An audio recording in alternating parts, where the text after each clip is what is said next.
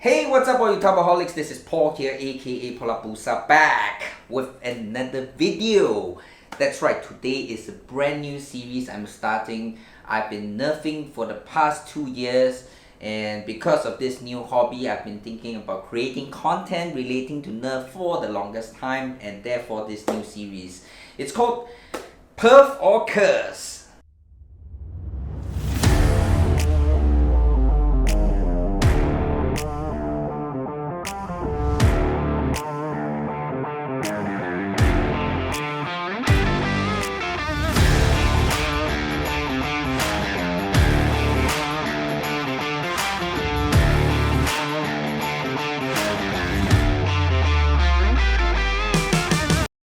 Now, if you've been following the Nerf Facebook groups, Reddits for some time now, you'll know that a new blaster has surfaced in the past couple of months, and that is the Gecko Blaster, and this is based off the Lizzie from Cyberpunk. The design is absolutely brilliant, and therefore a lot of people have gone on to make or purchase this blaster. Even if you don't use it, even if you holster it, it still looks very tactical, and that's why everyone has gotten one of these in the past couple of months. So with the popularity of the Gecko Blaster, a lot of these manufacturers have come about to create aftermarket parts for the Gecko, and today I'm going to look at each and every one of them and tell you whether they are worth it or not. Of course, that would be my opinion. Your opinion may differ, so it's really entirely up to you. Before I really get into it, I'd like to make a declaration here that I am one of the authorized reseller for the Gecko.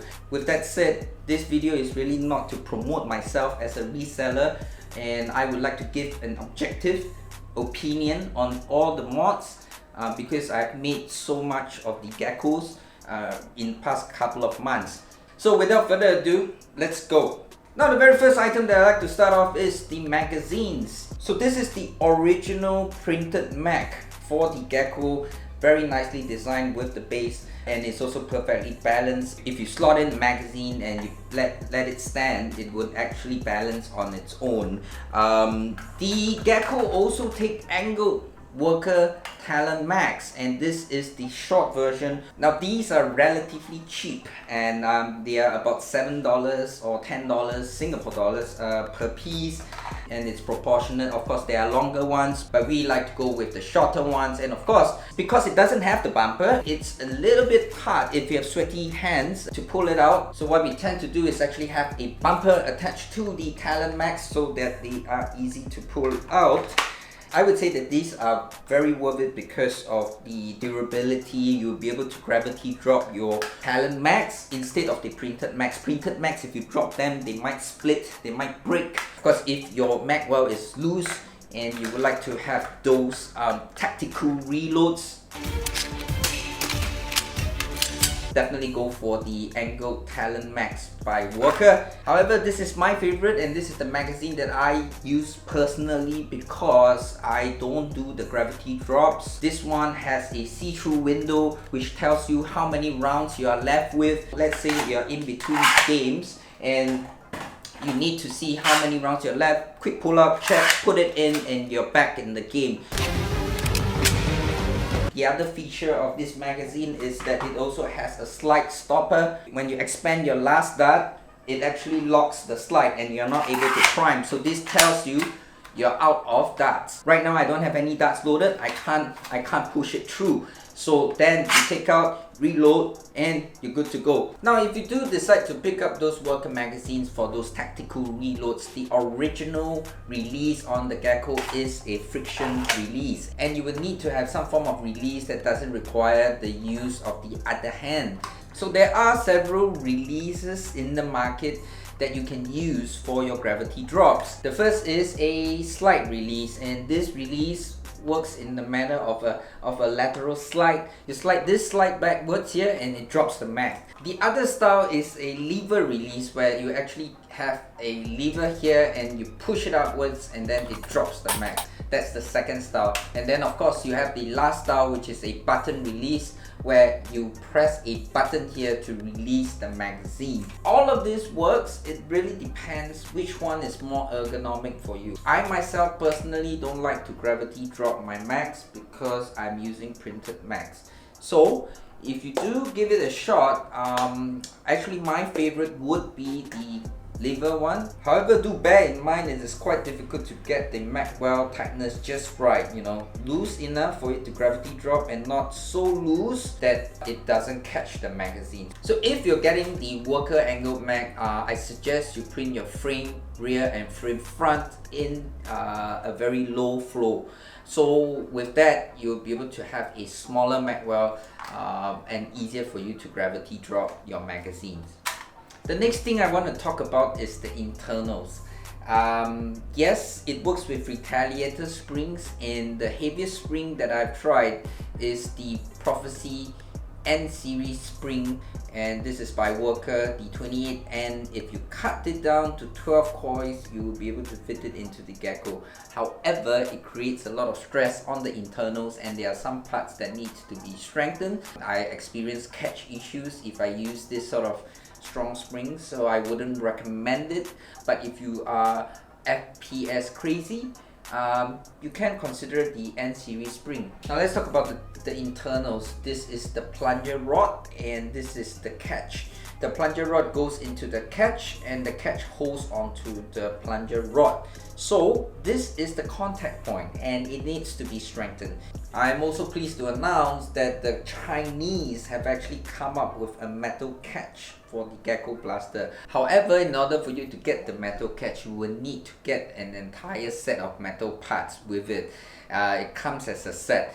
That includes the slide, the catch housing, the front side, the rear side, the lower rails, and the pusher, even the trigger as well. Now all these parts are the non-stress parts. It actually doesn't need to be in metal. The entire cost is about $100 US just for all these metal parts.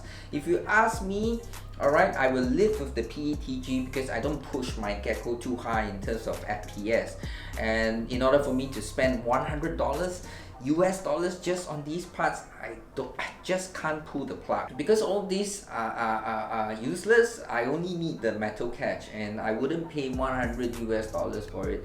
Now I've measured the entire Gecko with the magazine. Mine is about 500-ish grams and the entire metal assembly is about 300-ish grams. The original parts that they were supposed to replace, those are 100-ish grams. My calculation is that the metal parts would add 200 grams to your Gecko Blaster.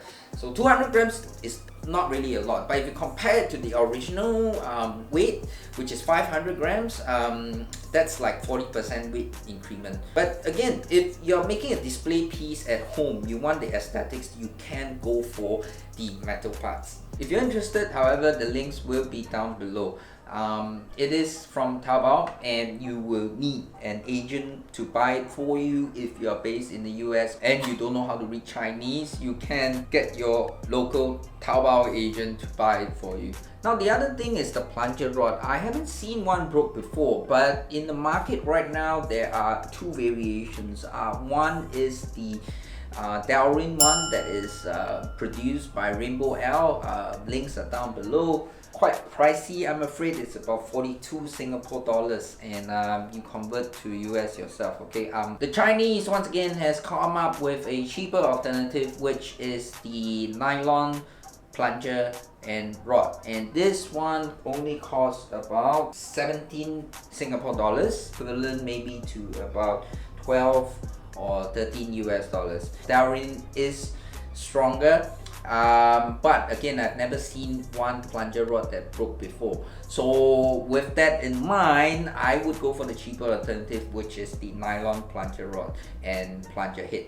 Last words is you really don't need to, but you know, if you really want to push push it in terms of the spring strength, you know, you might want to go for a nylon plunger. Internals, last bit would be the turnaround. The one that takes a lot of punishment would be the turnaround that is here. The plunger, or as I would like to call it, the piston, slams forward and slams onto the turnaround. And this turnaround actually takes a lot of stress when it's being fired. Again, I've not seen a turnaround being broken before, but the Chinese once again has come up with a nylon alternative. This will only cost you 12 Singapore dollars.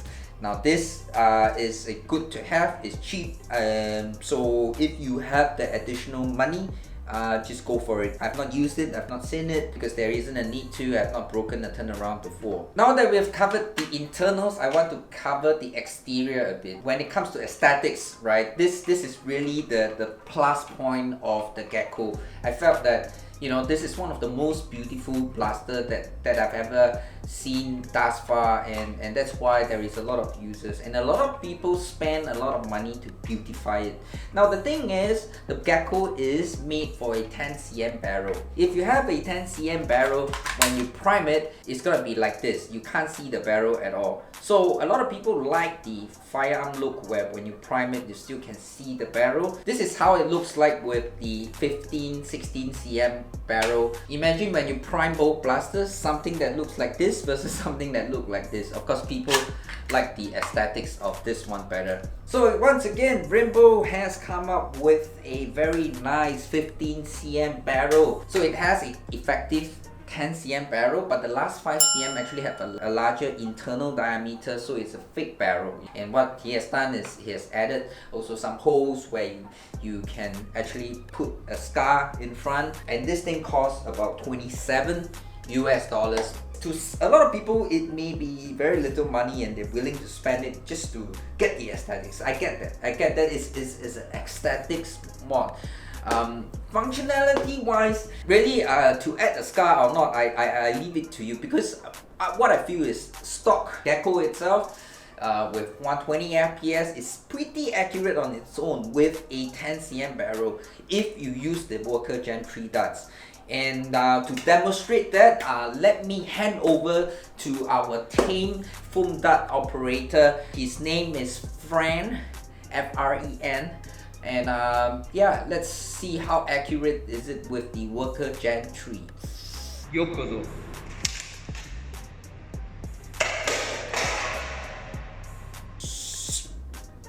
So there you have it. It's pretty accurate with the Gen 3. Do you need a scar? No, you don't. But do you want it to look nice with the extended barrel? Yes, you do. To be honest, if you have the money, I would spend on it, you know, but I think to be able to see the barrel for that short amount of time and spend 27 USD, I'm gonna leave it. Now, a very cool mod that I want to cover is the return spring, and this is by far one of my favorite mods for the Gecko. You know, in the normal firearm, you would have your when you clock the weapon, it would return. Normally, when you clock it, it doesn't return. You have to manually push it back, right? There is a mod for this that doesn't add a lot of additional priming strength to it, and this is the return spring mod. Just look at it. Just look at it. It goes back on its own, okay? And all you have to do is really add a spring between the barrel and the slide. So all you need is a spring that's larger than 16 mm and it's smaller than the slide. Okay, so I think you can go for a 20 mm OD spring, and you don't need a lot of thickness. 1 mm would be good enough for spring thickness. It clears the barrel, it clears the slide, and you have your return. So cool. I love this. Really, I'll give this mod a 10 upon 10. Definitely 100%. Must do it. Yeah, it's pretty light, you know. I can hold it with 1 finger or 2 fingers, you know. And yeah, return spring mod, check it out. Do that mod, okay? Now this will be the last mod that I'm gonna cover in this video, and this is also one of my favorite mods, simply because I'm a left-hander. Okay, and it's impossible to find a holster for a left-hander, and as such we have the magnetic holster system, and these magnets are by Fitlock, and if you buy the magnetic buttons like this, you can fit it on a holster. I have opted for a tie holster. You just need a plate, and the Gecko would just magnetically attach to that plate. So I really like the Fitlock holstering system, and again, the purchase links are gonna be down below. I think they are sturdy. They don't give way. I've tried running with it and it just doesn't fall off. Even before your magnets can give way, I think it will be your prints that give way before the magnet even give way to release your blaster. So try and have stronger prints, especially for the rails. It replaces the lower rails here. This is part of the original file set that you purchased from Adrian. And with that, we've come to the end of the video. I hope I've covered most of the substantial mods for the Gecko, and for you to have a good idea on what are the mods you want and what are the mods you don't want, and also give you an idea of what's out there. That's really the agenda of the video. If you like this video, do give a thumbs up down below. I will see you in the next one. This is Perf or Curse, and Paul here signing off. I'll see you in the next one. Ciao.